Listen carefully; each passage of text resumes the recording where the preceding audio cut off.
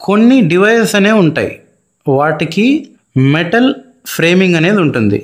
Suppose మన CPU కానీ, లేకపోతే ఐరన్ బాక్స్ కానీ, లేకపోతే గ్రైండర్ కానీ, మిక్సీ కానీ, ఇలాంటి వాటికి మెటల్ అవుట్ఫిట్ అనేది ఉంటుంది, మెటల్ ఫ్రేమ్ అనేది ఉంటుంది. ఇలాంటి డివైజెస్కి ఏమవుతుందంటే ఎలక్ట్రిసిటీ అన్నది లీక్ అవుతుంది. సో అలాంటప్పుడు మనం వాటితో కాంటాక్ట్లోకి వెళ్ళామంటే మనకు కరెంట్ షాక్ కొట్టే ఛాన్స్ ఉంటుంది.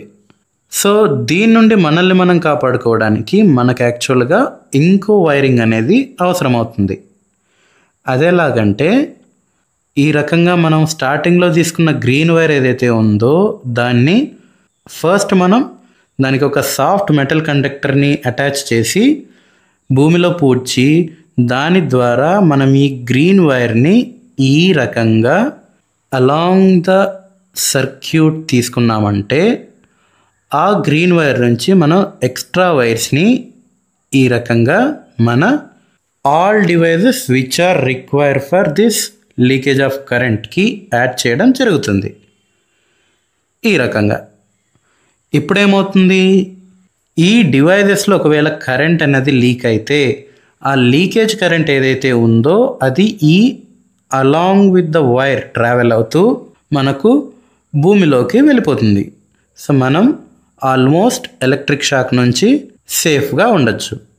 బికాస్ ఆఫ్ దిస్ రీజన్ ఈ వైర్ అన్నది మనకు చాలా ఇంపార్టెంట్. సిన్స్ మనం ఈ వైర్ని భూమిలో పూడుస్తున్నాం, సో దీని నేమ్ను కూడా మనం ఎర్త్ వైర్ అంటాం. సో ఈ ఎర్త్ వైర్ యొక్క యూజ్ ఏంటంటే to prevent from the leakage current. And also sometimes ఏమవుతుందంటే థండర్ స్టార్మ్స్ టైంలో మనకు కొన్నిసార్లు పిడుగులు పడే ఛాన్స్ ఉంటుంది.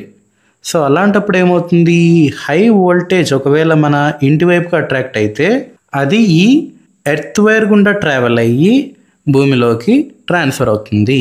సో దట్ మన ఇంట్లో ఉండే ఆల్ అప్లయన్సెస్ అనేవి సేఫ్గా ఉంటాయి. అది ఈ ఎర్త్ వైర్ యొక్క స్పెషాలిటీ ఆర్ ఇంపార్టెన్స్ అని కూడా చెప్పవచ్చు.